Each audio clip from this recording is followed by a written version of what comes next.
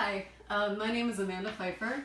I am a fermentation author and blogger, and my interest in fermentation is very broad. It goes all around the world, but I do find that Japanese ferments are some of the most interesting ferments in the world. So today I'm going to walk you through a few of the Japanese ferments that I have going.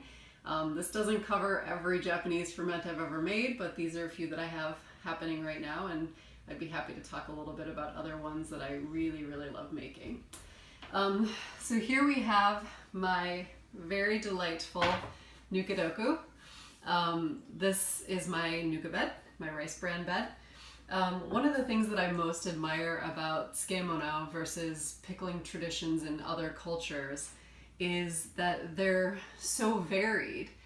In most cultures you find ferments everywhere, but it's usually just salt water and vegetables, or just salt and vegetables.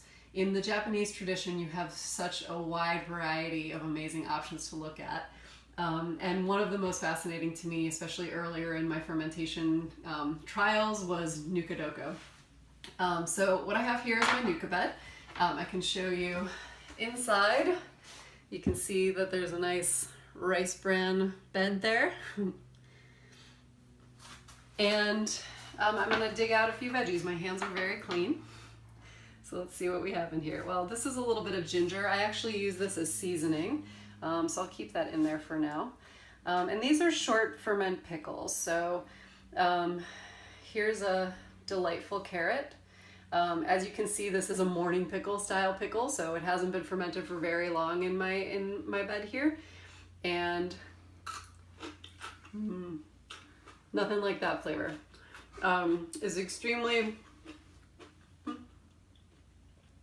delicious, and as I mentioned, very diverse. So one of the things that's great about having such a wide variety of fermented tsukemono is that the flavor profiles are so different.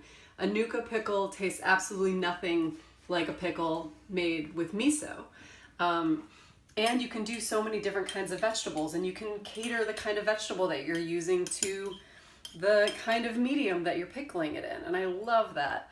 I have other kinds of veggies in here somewhere. I think I did some whole radishes last night. Here we go. Yeah, so we've got, this one's a little bit older, so this one's been in for almost 24 hours, and we'll be enjoying that with dinner tonight. So that's just an example. There's a whole bunch more veggies in there, but maybe I'll stick a little bit of daikon back in just to refresh her.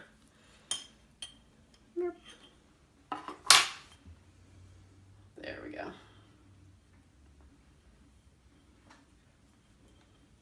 And I'll get to take those guys out in the morning. Okay, so in addition to my nuka, which is my beloved pet that I care for every day, I have a couple different misodoko.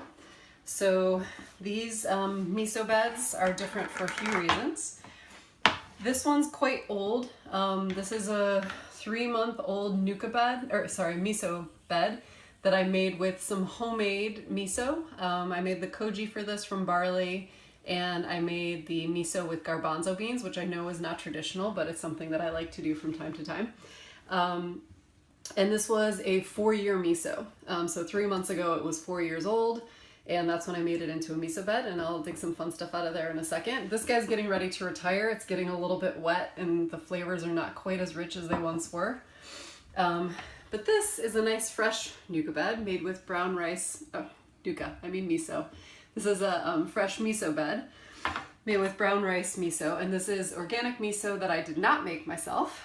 And I buried some veggies in here. It's also a little bit wet in here. And we have some more carrots, and some more radishes in here. And I think in my older bed has stuff that's a little bit more fun, or just different. And that is, actually this is a very old miso pickle. This is a daikon pickle, and it's been in there for 30 days. It's on the soft side, but my husband and I both really enjoy eating these really funky older miso pickles, so we're gonna save that guy. He's special. Definitely gonna enjoy that. But there are some fresher things in here, and those are what we refer to as Asian pears. This would be an example of this. This is a locally grown fruit bought from the farmer's market this morning. And these are really, really insanely delicious. I'm going to give that a rinse in a little while and we'll take a bite. And there's a whole Asian pear in this miso bed. This might be the swan song for this bed, but it's been very delicious for us for a few months now. All right, moving on. Okay, so this is a non-traditional ferment, but it's inspired by the Japanese tradition. So I've made kazu pickles a few times using the sheets, the sake leaves that come in the white pressed sheets. And that's one of the things that I absolutely love about Japanese pickling is you can see how certain pickling traditions began as we have this thing left over, why would we throw it away when it's got flavor and all kinds of different things going on. So I kind of applied that same tradition. So instead of using sake leaves for this batch, I used the leaves from a homemade apricot wine. I did several gallons of the wine, so I had quite a few leaves left in the bottom. I harvested those. I actually pressed them in my pickle press. And after doing that, I packed some veggies in there. And these are not quite ready to be eaten yet. I wanted to age these for about 6 months, and these are about 2 months in.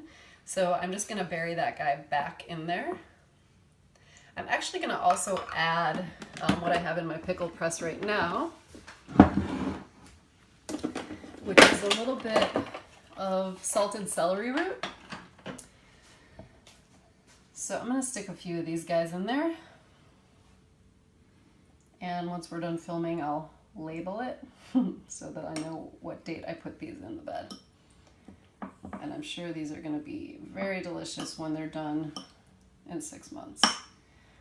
A couple of my other ways to ferment vegetables in the Japanese style are koji pickles. I think cabbage pickled in koji is probably one of the most delicious things I've ever tried, especially when it goes through that earlier phase where it actually becomes more sweet. It's kind of a fascinating fermentation process. I love making miso. I love making koji, even though koji can be a little bit of a challenge with the equipment that I have. And I also really enjoy pickling things in soy sauce. So we have a couple different kinds of pickled egg here, or I guess I don't know if you'd call them pickled, but this is a soy sauce cured egg, and this is a miso cured egg. So this is a longer process. I do this for about 24 hours. This contains soy sauce, mirin, and a little bit of vinegar. And I can't get the jar lid off. There we go. And this guy is a hard-boiled egg packed into miso.